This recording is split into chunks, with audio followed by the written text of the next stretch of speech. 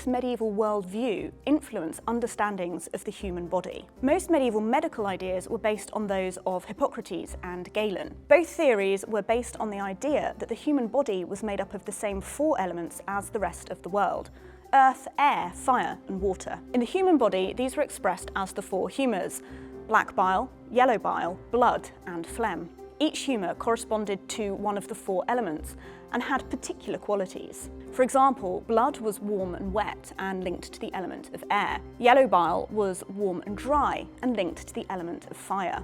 Black bile was cold and dry and linked to the element of earth. And phlegm was cold and wet and linked to the element of water. Each of these 4 humours also corresponded to a certain point in the human life cycle. Blood was linked to infancy, or spring. Yellow bile was linked to youth, or summer. Black bile was linked to adulthood, so autumn, and phlegm was linked to old age, which was winter. Any imbalance in these 4 humours would result in ill health, and to regain health, the humours had to be rebalanced.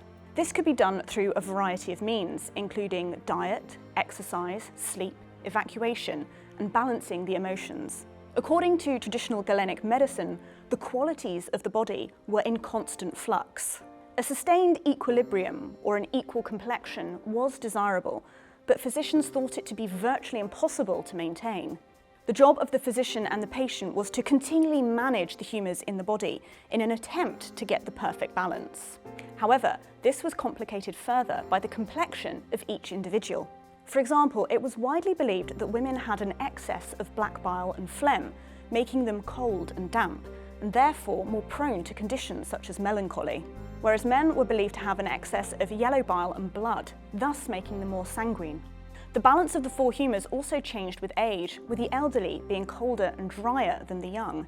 This meant that before any treatment could proceed, a physician would need to consider the patient's age, sex, and unique constitution.